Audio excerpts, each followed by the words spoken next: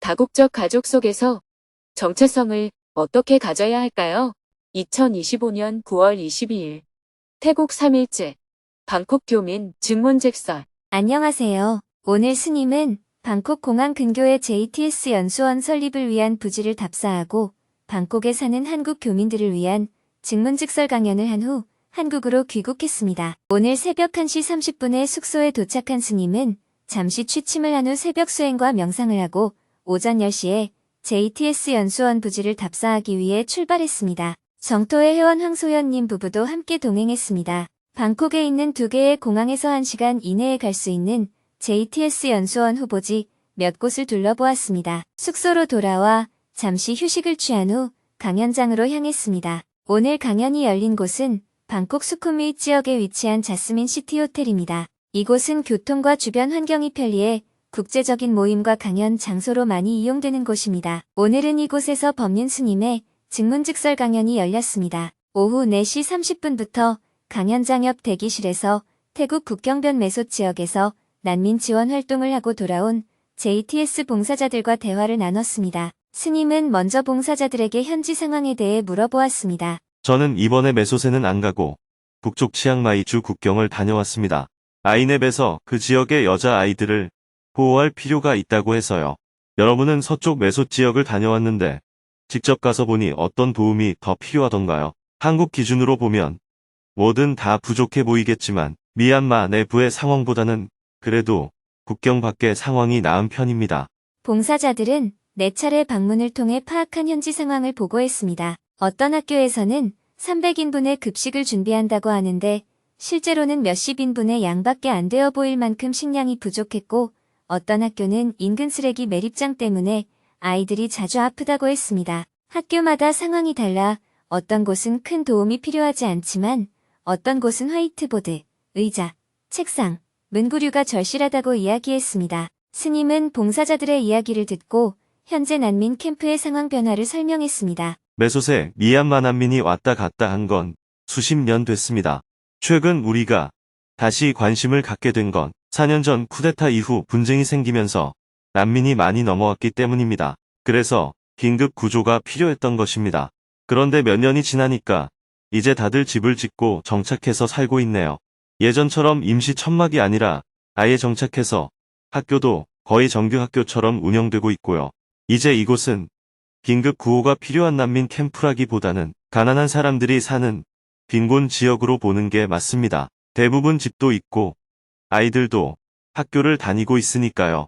이제 메솥을 지원한 지 4년이 지났으니 이제 지원 방식을 바꿔야 할 때가 됐습니다. 긴급 구호는 철수를 하든지 아니면 빈곤층 지원으로 방향을 전환해서 지속 가능한 형태로 바꾸든지 말입니다. 여러분들의 이야기를 잘 들었습니다.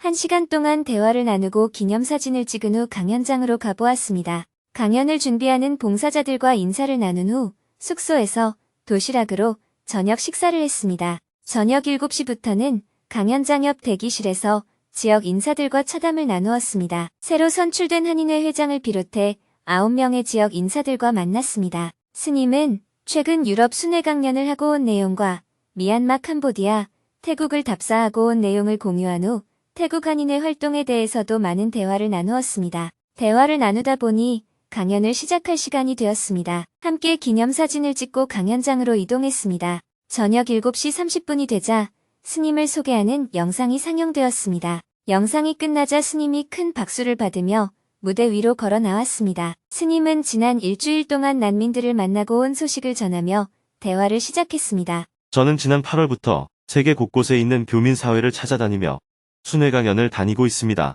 올해 비행기를 몇 번 타야 하는지 세어보니 69번이나 되었어요. 부럽죠? 한 번 타기도 어려운 비행기를 이렇게 많이 타니 얼마나 좋아요? 요즘 저는 계속 이동하며 살고 있습니다. 전쟁과 지진 속 보호받지 못한 아이들 어떻게 도와야 할까요? 지난 일주일 동안은 미얀마, 캄보디아, 태국을 답사했습니다.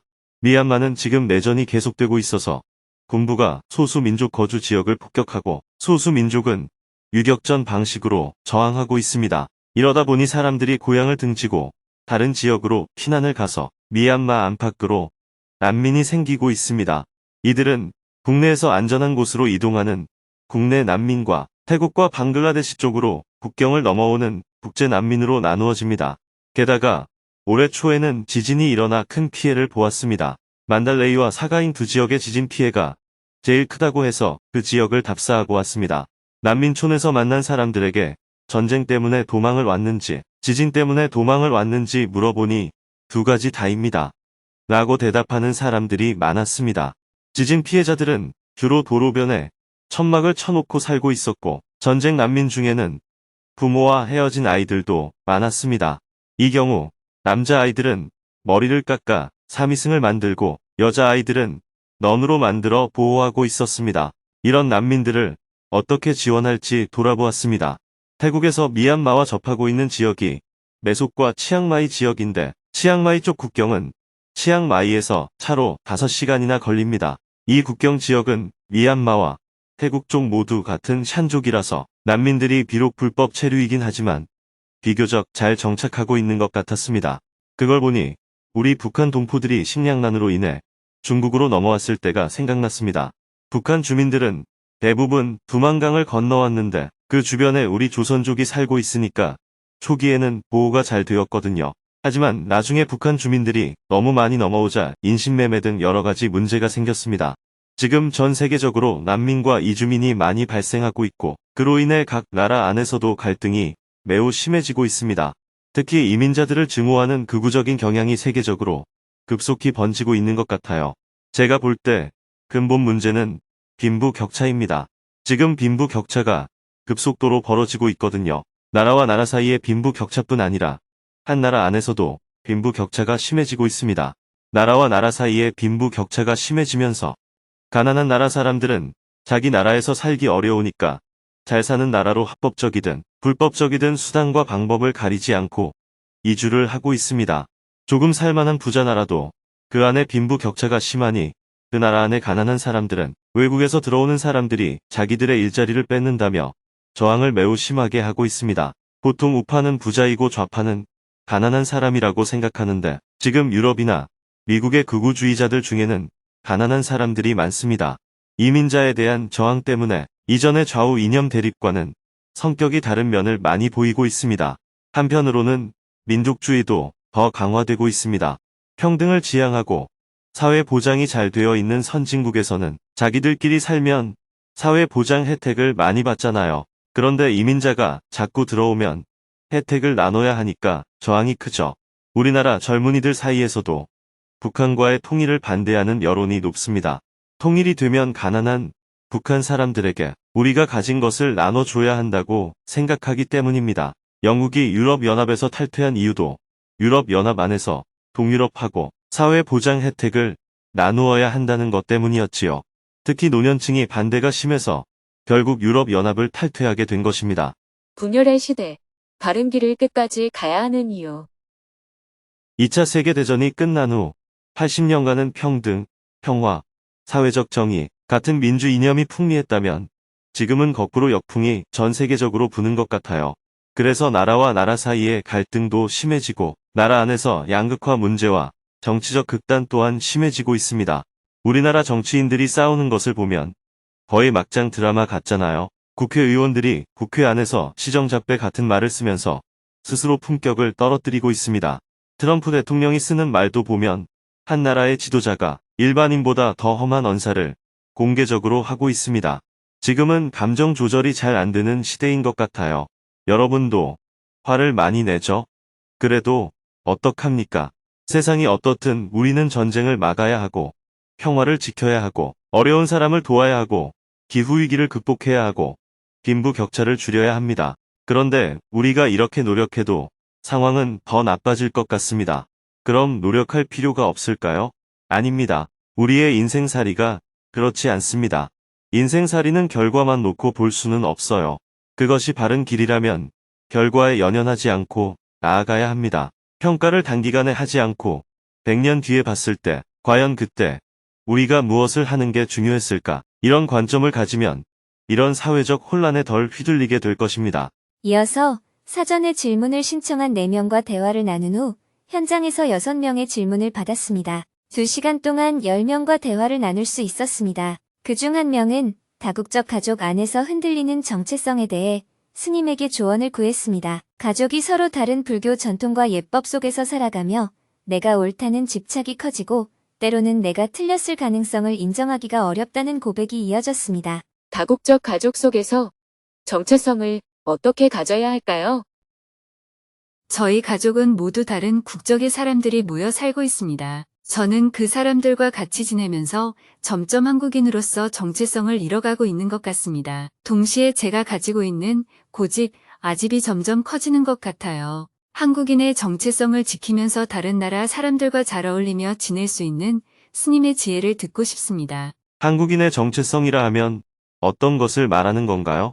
저희 남편은 태국인이고 집에서 일하는 분은 미얀마 분입니다. 다 같은 불교 신자이지만 그들의 불교는 제가 알고 있는 것과 다릅니다. 제가 지금까지 보고 들어왔던 스님들의 모습과 이 나라 스님들의 모습은 많이 달라요. 저희 딸은 국적이 다른 엄마, 아빠뿐만 아니라 많은 시간을 집안을 돌봐주는 미얀마 분과 같이 지내다 보니 자연스럽게 미얀마식으로 스님께 인사를 하기도 합니다. 생각하는 방식, 사람을 대하는 방식, 화를 내는 방식을 비롯해 모든 것이 다르다 보니 제가 그동안 살아오며 옳다고 믿었던 것들이 흔들립니다. 저는 다른 사람들과 의견이 다르거나 제 생각이 틀렸다는 걸 알게 되었을 때 그것을 빨리 인정하고 받아들이는 게 잘 되지 않습니다. 지금까지 잘못 살아왔다는 것을 스스로 깨닫고 인정하기가 어려워요. 질문자는 불교의 핵심 사상이 뭐라고 생각하나요? 본인이 기억나는 대로 한 가지만 말해보세요. 불교 사상에 대하여 보통 어떤 이미지가 떠오릅니까? 불교 사상의 핵심은 있는 그대로를 받아들여라 하는 것이 아닌가요? 맞습니다. 있는 그대로 받아들이면 돼요. 태국은 이렇구나. 미얀마는 이렇구나. 두 번째로 불교에는 공사상이라는 것이 있습니다. 색즉시 공, 공즉시 색에서 공이라는 게 무엇인가요? 옳고 그른 게 있다는 뜻인가요? 없다는 뜻인가요? 옳고 그른 것이 없다는 뜻입니다. 네, 옳고 그른 것이 없다는 것이 불교의 핵심 사상입니다. 그러나 기독교 사상은 선악이 분명합니다. 그래서 천사와 사탄이 있잖아요. 불교에는 그런 게 없습니다. 본래 옳고 그름이 없기 때문에 시비를 떠나라. 이렇게 가르칩니다. 불교에서는 생멸, 즉 태어나고 사라지는 것이 없다고 말합니다. 그래서 불생불멸, 생도 아니고 멸도 아닌 것입니다. 불구부정, 깨끗한 것도 더러운 것도 아닙니다. 부중불감, 늘어나는 것도 줄어드는 것도 아닙니다. 이것이 불교의 핵심 사상입니다. 질문자는 불교를 전혀 모르고 있네요. 질문자가 앞에서 말한 것처럼 있는 그대로 받아들이기만 해도 태국은 저렇구나. 미얀마는 이렇구나. 있는 그대로 보니 서로 다르구나. 하고 알 수 있는 것입니다. 원래 옳고 그름이 없다는 것이 불교의 핵심 사상입니다. 질문자가 불교를 털끝만큼이라도 알고 있다면 미얀마 불교와 태국 불교, 한국 불교가 각각 다르다는 것을 받아들이고 이 사람과 저 사람, 그리고 내가 생각하는 것이 서로 다름을 시비하지 않게 됩니다. 질문자는 지금 자신이 틀렸다는 것을 어떻게 받아들여야 하느냐고 질문했는데 그 사람이 틀린 게 없듯이 나도 틀린 게 없어요. 서로 다른 것에 대해 질문자 본인이 나는 옳고 네가 틀렸다고 하다가 그게 아니다 싶으니 이번엔 내가 틀렸다 하고 생각하는 것입니다. 처음엔 네가 틀렸다고 하고 두 번째는 내가 틀렸다고 하는 거예요. 네가 틀렸다, 내가 틀렸다는 것은 아직도 옳고 그름, 맞고 틀림이 있다는 관점에 서 있는 거예요. 그렇다면 저도 맞고 그도 맞다는 말인가요? 그도 안 틀리고 나도 안 틀리고 그도 안 맞고 나도 안 맞는 거예요.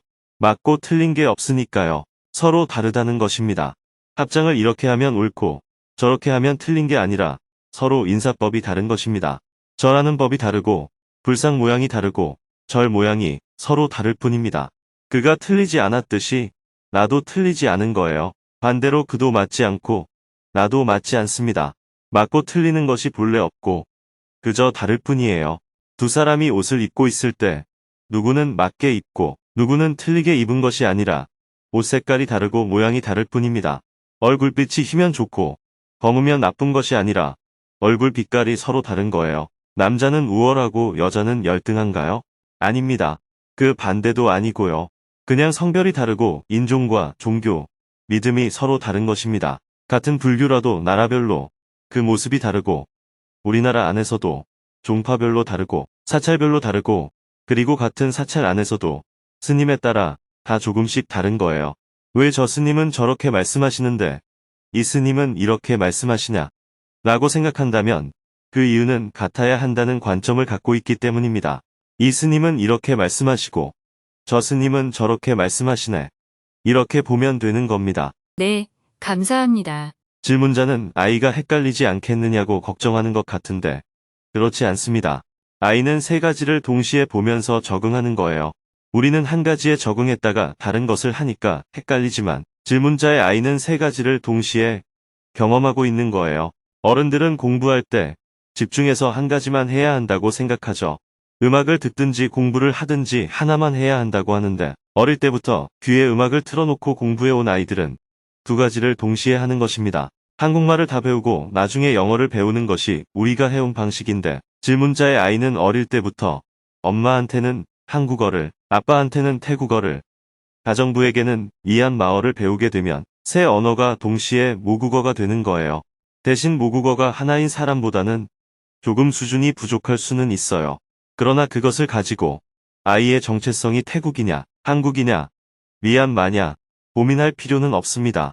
그것은 과거의 사람을 기준으로 했을 때나 그런 구분이 필요한 것이지 아이의 정체성은 세 가지를 조금씩 다 가지고 있는 거예요. 네, 진짜 맞는 말씀 같아요. 사실 시어머니는 필리핀 분이시라 영어만 쓰시는데 그래서 아이가 4개 국어를 동시에 합니다.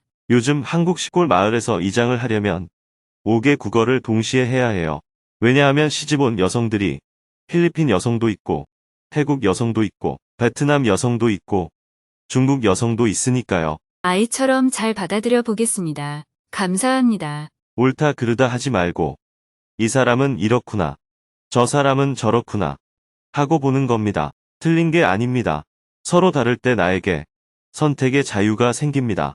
방을 이렇게 닦을 수도 있고 저렇게 닦을 수도 있는 거예요. 어느 것이 틀리고 맞는 것이 아니기 때문에 나는 내 방식을 선택하면 되는 것입니다. 물론 질문자도 아이에게 여러 가지 길이 있지만 우리는 이 선택을 하자 라고 말할 수는 있습니다. 집에서 일하는 사람에게는 그런 방법도 있고 이런 방법도 있지만 이곳은 내 집이니까 이 방식으로 했으면 좋겠습니다. 라고 말하는 거예요. 당신이 잘못했다고 말하지 말고요.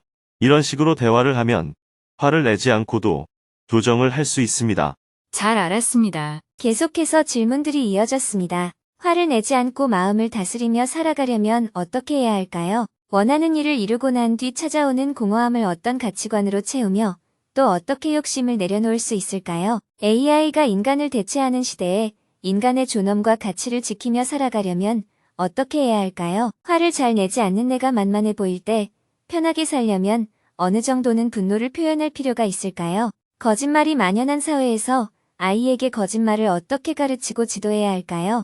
부모상을 겪은 뒤 커진 불안을 어떻게 줄이고 마음의 평안을 회복할 수 있을까요? 정년퇴직 후 후회 없이 잘 살기 위한 삶의 방향은 무엇일까요? 상속받은 사찰을 불자로서 팔아도 될까요? 어떻게 처분하는 것이 좋을까요? 강연을 마칠 무렵 전 한인회 회장께서 몇 년 전 스님에게 질문을 하고 큰 깨우침을 얻은 것이 지금까지 큰 힘이 되고 있다며 감사의 마음을 전했습니다. 참석한 교민들도 2시간 넘게 열강을 해준 스님에게 큰 박수로 감사의 마음을 전했습니다. 우레와 같은 박수와 함께 강연을 마쳤습니다. 이어서 책 사인회를 했습니다. 참석한 대부분의 청중이 스님에게 사인을 받고 감사의 마음을 전했습니다. 청중이 모두 강연장을 빠져나가고 스님은 강연을 준비한 봉사자들과 함께 기념사진을 찍었습니다. 방콕, 파이팅! 이어서 동그랗게 둘러앉아 봉사자들과 소감을 나누는 시간을 가졌습니다. 먼저 봉사자들이 돌아가며 자기소개를 했습니다. 태국에 26년 거주한 사람부터 6개월밖에 안 된 사람까지 다양한 봉사자들이 참가했습니다. 방콕 정토의 회원들뿐만 아니라 마닐라에서 온 아시아지 회장, 국제지부 소속 회원들도 함께 강연을 준비했습니다. 봉사자들의 소개가 끝나자 스님이 소감을 이야기했습니다. 다시 한번 여러분들을 만나서 반갑습니다. 오늘 소개를 쭉 들어보니 태국에 오래 산 사람들이 많네요.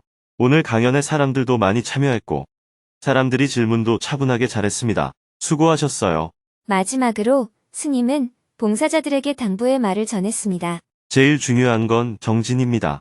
꾸준히 정진을 해서 우선 내가 괴로움이 없어져야 봉사도 하고 다른 일도 할 수 있습니다. 자기 인생이 힘들면 세상에 베풀 여유가 없어지니까요. 그러니 부지런히 정진하시기 바랍니다. 저는 여러분이 여러 가지 뒷받침을 해주셔서 편안하게 답사를 잘 다녔습니다. 이런 자리를 빌어서 감사 말씀을 드립니다. 봉사자들과 인사를 나누고 밤 10시 30분에 방콕 수완나품 공항으로 출발했습니다. 11시 30분 공항에 도착해 배웅을 나온 아시아지회 회원들과 작별 인사를 나누었습니다. 출국 수속을 마친 뒤 한국행 비행기에 탑승했습니다. 비행기는 새벽 1시 20분이 되어 방콕 공항을 이륙했습니다. 내일은 오전 8시 45분에 인천 공항에 도착한 후 곧바로 두북 수련원으로 이동할 예정입니다.